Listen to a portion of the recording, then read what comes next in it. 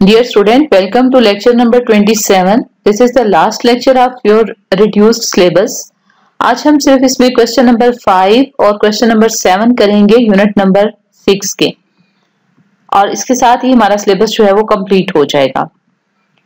Question number 5 है draw truth table of the following Boolean function. Boolean function हमें given है x बार y z बार plus x बार y z plus x y z बार। अब इसको देखते हैं कि हम इसका ट्रूथ टेबल कैसे राइट करेंगे। सबसे पहले तो हमें वही इनपुट चाहिए जो मैंने आपको तरीका बताया। 3 वेरिएबल्स हैं तो हमें 8 इनपुट्स चाहिए। सबसे पहले हमें चाहिए इसमें x की वैल्यू होगी 4 टाइम्स 0, फिर 4 टाइम्स 1, फिर 2 टाइम्स y की वैल्यू 2 0 2 1 2 0 2 1 और z में 0 1 0 1 0 1 एंड सो ऑन। तो ये हमारे पास 8 इनपुट्स आ गई। उसके अलावा हमें चाहिए यहाँ पर x बार चाहिए, z बार चाहिए। देखिए और कहाँ y का बार कहीं यूज नहीं हो रहा। तो x बार से क्या मुराद है कि हम पहले इसमें ये जितनी भी आपकी आउटपुट्स हैं इनको हम इन्वर्ट कर देंगे।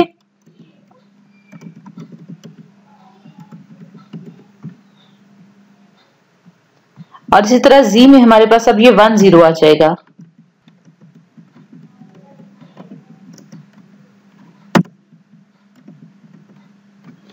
तो देखिए आप हमने इनको इन्वर्ट कर दिया, x को इन्वर्ट कर दिया तो पहले 4 1 और फिर 4 0 आ गए, और इस तरह z को इन्वर्ट कर दिया तो 1 0 1 0 का सीक्वेंस हमारे पास आ गया। अब हम ये 3 फंक्शन बनाएंगे x बार y z, और उसके बाद इनको फिर हमने और करना है। अब हमें चाहिए x बार y z बार। अब हमें इस फंक्शन के जो कंपोनेंट्स है ये चाहिए x बार y z बार, x बार y z और x y z बार। अब इसके लिए देखिए हमें क्या क्या चाहिए, x बार और z हमारे पास यहाँ मौजूद हैं और y चाहिए। इस को जो है इस z को मैं फिलहाल इसमें हाइड कर देती हूँ ताकि यही वैल्यूज मेरे लिए विजिबल हों। ये दूसरी वैल्यूज भी मौजूद हैं, मैंने खुद उसको व्यू से हटा दिया ताकि वो कंफ्यूज ना करें आपको। अब हमें देखिए कि हमने y हमें जो है उसकी वैल्यू एक्चुअल चाहिए, लेकिन x की इन्वर्टेड चाहिए, z की भी इन्वर्टेड चाहिए। और इनके ऊपर फंक्शन कौन सा अप्लाई हो रहा है, ये लॉजिकल मल्टीप्लिकेशन हो रही है, इट मींस एंड गेट आ रहा है। तो 1 सिर्फ कहां पर आएगा, जहां तीनों हमारे पास 1 है। तो क्या कोई ऐसा कॉलम है जहां तीनों 1 है? सिर्फ ये एक हमारे पास रो है जिसमें तीनों की वैल्यू 1 है, बाकी सब की जगह पर हमारे पास 0 आएगा। आपने बहुत गौर से करना है, कहीं पर भी कोई मिस्टेक हो गई तो आपका पूरा ट्रूथ टेबल गलत हो जाएगा। अब देखिए अगला है x बार y और z। अब हमें x बार चाहिए और y और z चाहिए। अब हमने जो z को हाइड किया था उसको मैं अनहाइड कर लेती हूं दोबारा से। तो अब आपने गौर से देखना है, ये हमें अब x बार चाहिए, y और z। अब ये 3 कॉलम है जिनको मैंने देखना है, ये x bar y and z। इसमें देखें किसमें 1 है, हमारे पास सिर्फ ये कॉलम है जिसमें 1 है, बाकी सब जगह पर 0 आ रहा है। सिर्फ सॉरी ये रो है, रो नंबर 5, जिसमें हमारे पास जो है वो ऑल वैल्यूज 1 है। तो बाकी सारी वैल्यूज को हम 0 कर लेंगे। एक से ज्यादा जगह पर भी 1 आपके पास आ सकता है, लेकिन इत्तेफाक से हमारे पास वैल्यूज ऐसी आ रही हैं जिनमें एक एक जगह पे 1 आ रहा है। अब हमने देखना है x y और z बार, यानी ये x y और z बार। अब ये 2 कॉलम्स हमें बीच में नहीं देखने, तो इनको मैं हाइड कर देती हूँ। अब देखते हैं इन तीनों में कहाँ तीनों जगह 1 आ रहा है। ये एक जगह लोकेशन है जहां 1 आ रहा है, तो इस तरह हमने यहाँ 1 फिल कर लिया, बाकी सब जगह पर 0 आ रहा है। अब ये तीनों को हमने और करना है, तो ये हमारा फंक्शन बन जाएगा f। ये इसका आंसर आ जाएगा f1। f1 में क्या हो रहा है, तीनों के ऊपर और अप्लाई हो रहा है, यानी किसी भी जगह पर इन तीनों में। अब मैं बाकी सारे को ही व्यू से आपके से व्यू से हटा देती हूँ। अब देखें ये हमारे पास जो है रिजल्टेंट फंक्शन आएगा इन तीनों को और करने के बाद। अब यहाँ तीनों 0 है तो हमारे पास आंसर 0 आएगा, आगे भी 0 आएगा, आगे एक एटलीस्ट एक 1 मौजूद है, इधर भी एटलीस्ट एक 1 मौजूद है, इधर सब 0 है, इस तरह भी सब 0 है, और यहाँ एटलीस्ट एक 1 मौजूद है और यहाँ भी 0 है। तो ये हमारे पास ये f1 फंक्शन, ये पूरा ट्रूथ टेबल बन गया। अब मैंने तो जगह जगह इसकी वैल्यूज को हाइड किया है, लेकिन आपके फाइनल आंसर में कुछ भी हिडन नहीं होगा, ये सारे कॉलम्स आपको नजर आने चाहिए। तो ये आपका कंप्लीट आंसर होगा। ये कंप्लीट आपका ट्रुथ टेबल है, इसको आप अपने पास नोट डाउन कर लें और वेरीफाई करेंगे कहीं पर कोई मिस्टेक तो हमने नहीं की। अगर कोई मिस्टेक आपको मिलती है तो कमेंट सेक्शन में बताएं, फिर मैं उसको यहाँ पर कमेंट्स में ही मेंशन कर दूंगी। इस तरह नेक्स्ट फंक्शन हम करते हैं, that is X bar G Y G bar and X Y G. अब इसमें हम ये कर लेते हैं कि ये जो जितने भी कॉलम्स हैं इनको मैं हाइड कर देती हूँ, सिर्फ वो रखती हूँ जो मुझे चाहिए। मुझे एक्स बार चाहिए और जी बार चाहिए, तो ये एक्स बार जी बार है मेरे पास। बाकी कॉलम्स हम इसके हाइड कर देते हैं और पहली दफा में मुझे ये जो लास्ट कैलकुलेशंस है इनको और लास्ट फंक्शन इनको हम हाइड कर देते हैं। अब यहां पे हम कैलकुलेट कर लेंगे F2। F2 में देखें क्या है, सबसे पहले एक्स बार जी। अब आप मेरे से कॉलम को हाइड किए बगैर भी वैल्यूज जो है वो कर सकते हैं। आई थिंक सो, ट्राई कर लें आप लोग भी, देखते हैं कि अब आपको कोई कंफ्यूजन नहीं होगा। यहाँ चाहे एक्स बार और जी, ये है एक्स बार और ये है जी, ये दोनों यानी ये दो कॉलम्स जो हैं उनको हम हाईलाइट कर लेते हैं। तो बल्कि F2 अभी हम नहीं लिखेंगे, अभी हमें चाहिए एक्स बार और जी। तो हम एक्स बार और जी को देख लेते हैं। इसमें देखें कि इनको हमने एंड करना है, तो सिर्फ वन कहाँ कहाँ आएगा, जहां पे दोनों की वैल्यू वन है, जो कि हमारे पास रो नंबर 3 में है। ये मैं एक्सेल की रोज बोल रही हूँ, डाटा की रोज नहीं बोल रही। तो डाटा की ये रो नंबर 2 बन रही है, तो एक्सेल की रो नंबर 3 में हमारे पास दोनों वन है और रो नंबर 5 में दोनों वन है। तो यहां पर वन कर देंगे और यहां वन कर देंगे, बाकी सारा हमारे पास जीरो आ रहा है।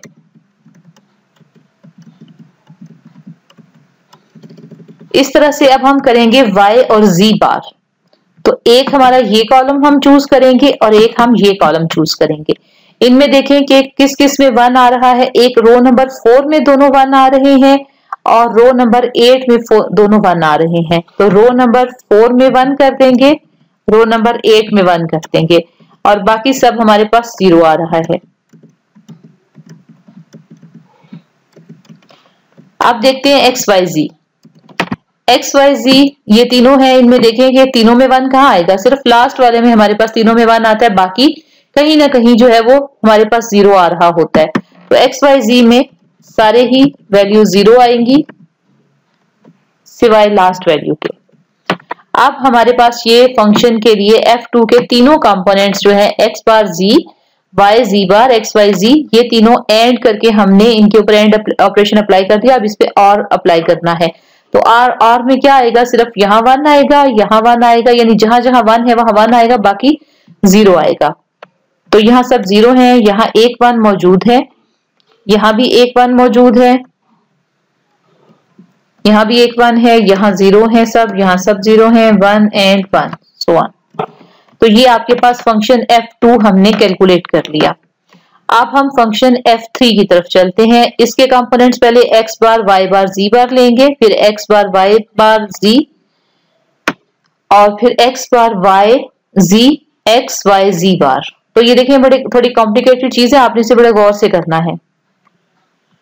तो देखिए ये फंक्शन के हमने ऊपर पार्ट सारे लिख लिए। अब पहले x बार y बार z बार, तो इट मीन्स के हमने इन तीनों को एंड करना है। इन तीनों में कहां कहां वन मौजूद है, एक रो नंबर 2 में मौजूद है सारा वन, और उसके अलावा कोई रो ऐसी नहीं है जहां हर जगह वन मौजूद हो। तो एंड ऑपरेशन अप्लाई करें, सिर्फ यहां पर वन अप्लाई करेंगे, बाकी सब जगह पर जीरो आएगा। उसके बाद x बार y बार z, ये है x आपके पास x बार, ये तीनों वैल्यूज बन रही हैं x bar y bar and z। यहाँ पर इसकी तरतीब आगे पीछे हो सकती है, डजंट मैटर, आपने रोज देख लेनी है। सिर्फ यहाँ पर आपके पास रो नंबर 3 में ऑल वंस है और बाकी किसी जगह पर ऑल वंस नहीं है, तो यहाँ बाकी सब जगह पर हम जीरो इंसर्ट कर देंगे।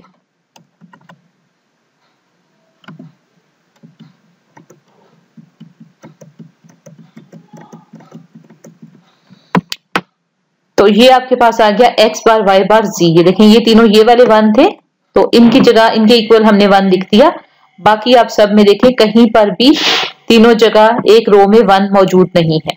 अब आ जाते हैं x bar y and z, x bar y and z। अब ये तीन कॉलम आपने देखने हैं, इसमें देखिए यहाँ पर रो नंबर 5 में ऑल वंस हैं, यहाँ पर सिर्फ, उसके अलावा जो है वो सब जगह पर आपके पास 0 है।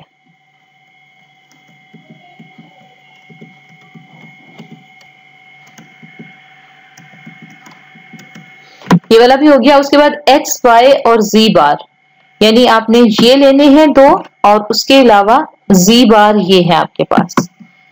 इसमें देखें कि तीनों जगह 1 है रो नंबर 8 में, उसके अलावा कहीं पर भी तीनों जगह 1 मौजूद नहीं है।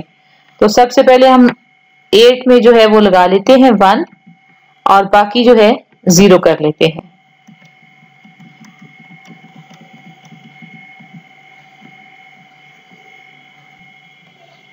अब हमारा इस पार्ट का लास्ट स्टेप है F3। अब हमने इन सबको, ये जो वैल्यूज हमने कैलकुलेट की हैं, ये 4 हमने फंक्शन थे ये वाले जो कैलकुलेट किए हैं, इन चारों पे हमने और अप्लाई करना है। यानी जहां कहीं जिस किसी में भी 1 मौजूद है वहां 1 आएगा, तो यहाँ भी 1 आएगा, यहाँ भी 1 आएगा, यहाँ 0 आएगा, यहाँ 1 आएगा, यहाँ सब 0 है, सब 0 है, यहाँ 1 आएगा और यहाँ भी सब 0 है। तो इसको भी हम राइट कर लेते हैं। यहाँ भी 1 आ जाएगा, ये सब 0 है, यहाँ 1 है, ये 0 है, ये भी 0 है, ये 1 है और ये भी सब 0 है। एक दफा इसको हाईलाइट करके भी देख लें तो आप देखिए आपका ये आंसर आ जाएगा। तो ये है F3। अब हम फंक्शन F4 करते हैं जिसमें सिर्फ 2 ही फंक्शन है। इसमें हमें चाहिए x और z बार। x ये है हमारे पास और z बार ये। तो इसमें देखें कहां पर ये एंड हो रहे हैं, तो एंड ऑपरेटर अप्लाई होगा। तो कौन सी रो है जिसमें दोनों जगह 1 आ रहा है, तो वो हमारे पास 2 रोज ऐसी मिल गई, एक रो नंबर 6 पे और एक रो नंबर 8 पे। अगेन मैं रिपीट कर रही हूँ कि ये एक्सेल की रोज में बोल रही हूँ, एक्सेल में, और ये डाटा की भी जो है वो रो जो है वो और बनती है, क्योंकि ये ऊपर रो नंबर 1 में आपके पास टाइटल है, तो मैं एक्सेल की रो नंबर जो है वो बोल रही हूँ। तो यहाँ हमारे पास 1 1 रो नंबर 6 में आ रहा है और रो नंबर 8 में आ रहा है। तो ये रो नंबर 6 में हमने एक 1 लिख दिया और एक रो नंबर 8 में 1 लिख दिया, बाकी हमारे पास सारे जो हैं वो 0 आएंगे।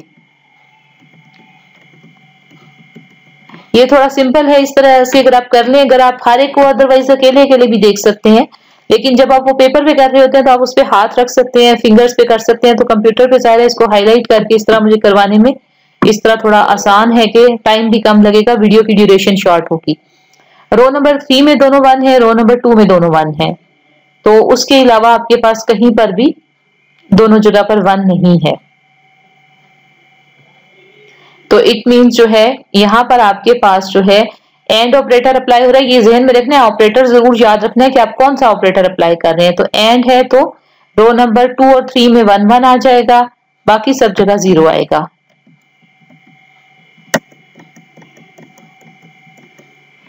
अब देखते हैं हमारा लास्ट फंक्शन इसका F4। इसमें क्या हो रहा है, आपने और करना है सिर्फ इन 2 वैल्यूज को, क्योंकि इन दोनों का ही और आपने देखा ना, x z बार प्लस y बार प्लस x बार y बार। तो इन दोनों में अब किसी में भी 1 आ रहा है तो 1 आएगा आंसर। तो अब देखें इधर भी 1, सिर्फ ये 2 जो है, इधर भी 0 है और इधर भी 0 है, इधर 3 रोज में सिर्फ 0 आएगा। हम इसको साथ साथ कर लेते हैं, 1 है, 1 0 0 1, ये भी सब 0 है, ये 0 है और ये भी 0 है। तो 4 रोज में हमारे पास, बल्कि यहाँ एक ये रो हो गई, एक ये और एक ये, तो ये 4 रोज में 0 आया और 4 रोज में हमारे पास 1 आ गया। ये F4 फंक्शन का ट्रुथ टेबल है। इसी तरह से आपने एग्जाम में ये ट्रुथ टेबल्स बनाने हैं।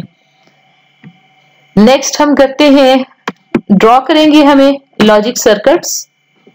तो इसमें अब ड्राइंग में थोड़ा सा हमें कंप्रोमाइज करना पड़ेगा क्वालिटी ऑफ ड्राइंग पे, क्योंकि मैं आपको लाइव सारे ड्रॉ करके बताऊंगी, तो इसलिए माउस से जिस तरह की ड्राइंग पॉसिबल होगी उस तरह की हम थोड़ा सा उसके साथ कंप्रोमाइज कर लेंगे। क्वेश्चन नंबर 7 का फर्स्ट पार्ट देखते हैं। F1 is equal to x bar y bar z plus x y bar z. 2 and gate हैं। सबसे पहले जैसे जिस तरह मैंने आपको बोल के बताया था उसी तरह से मैं इसको ड्रॉ करूंगी। सबसे पहले हम 2 एंड गेट ड्रॉ कर लेंगे। जैसा कि मैंने आपको पहले कहा कि ड्राइंग पे हमें थोड़ा सा कंप्रोमाइज करना पड़ेगा, लेकिन इतना मैं ख्याल रखूंगी कि एंड और गेट मिक्स ना हो। तो ये एंड गेट है और नहीं है। दो एंड गेट लगाएंगे। अब इसमें तीन इनपुट्स जा रही हैं, एक्स बार है, वाई बार है और जी है। तो आपने इनपुट्स जो है वो यहाँ पर आप राइट कर लें, एक एक्स राइट कर लें और एक्स में देखें कि आपके पास आगे इन्वर्टर लगा हुआ है, तो यहाँ पे आप एक इन्वर्टर ड्रॉ कर लें और जहां से आपको इन्वर्टर के साथ वाली चाहिए होगी इनपुट आप वो देंगे, जहां इन्वर्टर के बगैर चाहिए होगी वो देंगे। यहाँ पर एक्स बार जा रहा है तो ये एक्स बार इसमें चला गया। उसके बाद इसमें y भी जो है वो इन्वर्ट होके जा रहा है, तो इस तरह y के आगे भी हम एक इन्वर्टर लगा लेंगे।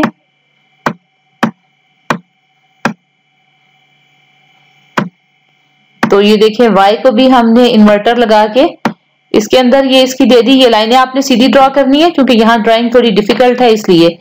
उसके बाद आपके पास है इसमें z जो है वो स्ट्रेट जा रहा है, तो z जो है वो आप सिंपल आप इसको आप यूं करके यहाँ प्रोवाइड करते हैं इसको।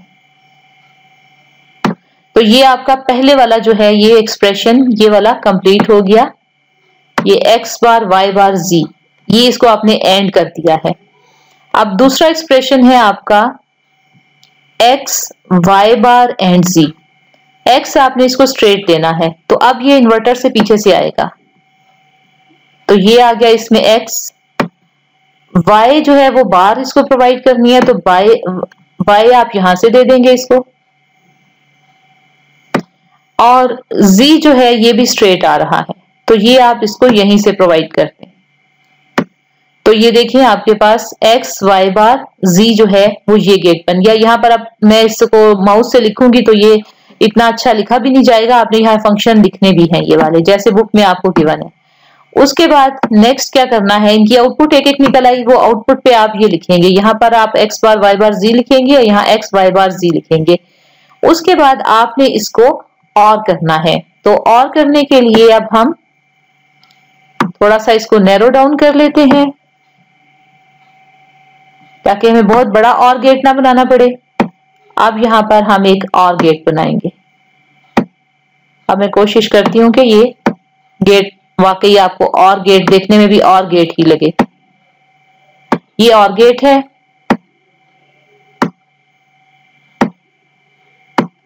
अब इनको आपने और कर दिया और आगे यहाँ पर आपने ये पूरा फंक्शन जो है f1 वो राइट कर देना है।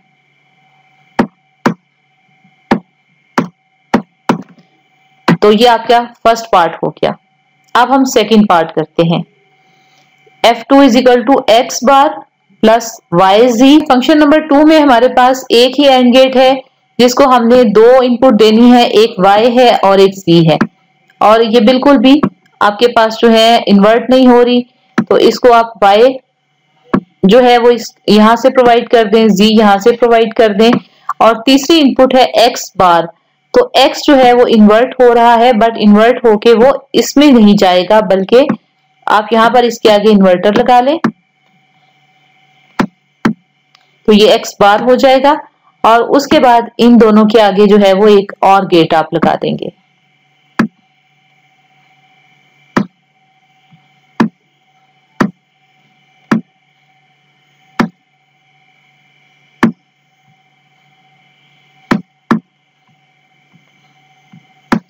ये एज इट इज आपने करना है। यहाँ पर आपने आगे इसको वाई जी लिख देना है, यहाँ आपने एक्स बार लिख देना है, यहाँ आपने पूरे का पूरा फंक्शन जो है वो f2 वो राइट कर देना है। अब इसका थर्ड पार्ट देखते हैं। इसमें तीन एंड गेट लगेंगे हमारे पास। फर्स्ट एंड गेट में x और y एज इट इज जा रहे हैं। अब इनपुट जो है वो आप इसमें हम यहाँ से x ले लेते हैं और इसको स्ट्रेट जो है वो हमारे पास ये हमने x y बार के लिए गेट जो है वो बनाया है।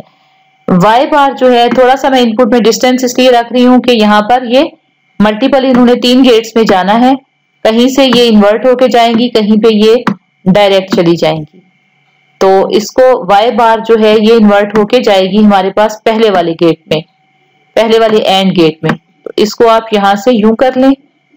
आपने अच्छी ड्राइंग करनी है, डेफिनेटली जब आप पेपर पे हाथ से कर रहे होते हैं तो अच्छी ड्राइंग हो जाती है। ये आपका एक्स वाई बार आपने इसमें कर दिया, ये यहाँ पर आप लिख देंगे एक्स वाई बार। उसके बाद दूसरे गेट में एक्स वाई बार और जी जा रहा है, तो इसमें आप देखें कि z जो है वो भी आप इनपुट कर दें, x जो है वो डायरेक्ट ही आप इनपुट कर दें, कहीं से भी आप उसकी लाइन ड्रॉ कर सकते हैं। ये इसमें x आ रहा है।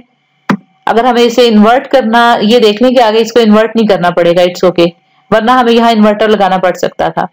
x इसमें आ गया डायरेक्ट आपके पास। उसके बाद आपने इसमें y बार जो है वो आप यहां से इसमें ड्रॉ कर दें। आपकी ड्राइंग मतलब हो सकती है किसी भी रूप में डायरेक्शन इसकी चेंज हो सकती है थोड़ी सी, लेकिन उसकी लॉजिक चेंज नहीं होगी।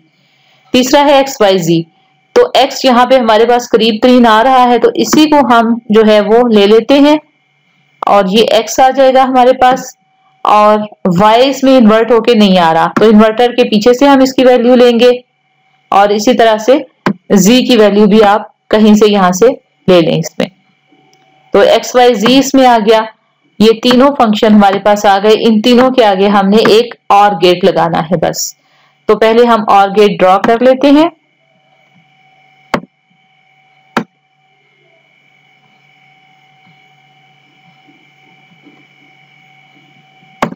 ये मैं इसे थोड़ा शार्प इसलिए करने की कोशिश करती हूँ कि आप इसे एंड के साथ मिक्स ना करें।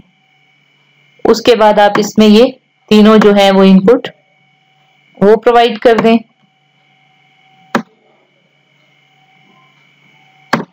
तो यहां पर आप अपना फंक्शन जो है वो F3 वो राइट कर देंगे।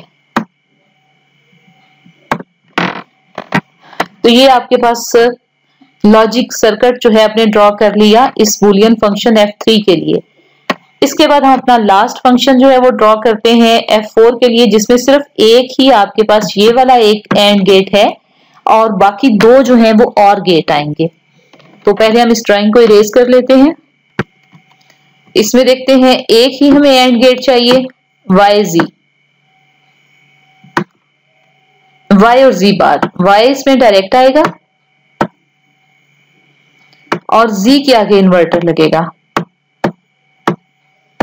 अब आपके पास कोई अननोन भी अगर आपके पास ऐसा आ जाए जिसका आपने किसी बुलियन फंक्शन का आपने लॉजिक गेट ड्रॉ ना किया हो, तो I think so, I believe कि अब आपको वो ड्रॉ करना आ जाना चाहिए। तो ये z आ गया आपके पास, y और z बार, ये आपके पास पहला एक लॉजिक गेट आ गया, एंड गेट। उसके बाद आपने और करना है इसको x और y बार के साथ। तो आप यहां पर इसका और जो है वो ड्रॉ कर लें। ये और गेट हो गया आपके पास, और इसमें आपने अब यहां से देखेंगे ये दोनों इकट्ठे भी जा रहे हैं और y जो है वो इन्वर्ट होके भी जा रहा है। तो y जो है वो आप इसको यहां पर भी उसके आगे इन्वर्टर लगा सकते हैं। बेसिकली लॉजिक सही होनी चाहिए, ड्राइंग जो है वो डिफरेंट भी हो सकती है, वो आप उसके एंगल्स को, चीजों को सही करने के लिए डिफरेंट भी कर सकते हैं। ये आपने इसको y बार दे दिया और x अभी तक हमें चाहिए नहीं था, उसकी इनपुट हमने बनाई ही नहीं थी, अब हमें चाहिए, अब हम वो भी इसको प्रोवाइड कर देते हैं। तो इस तरह ये हमारा फंक्शन जो है इसका सर्किट F4 का भी क्रिएट हो गया।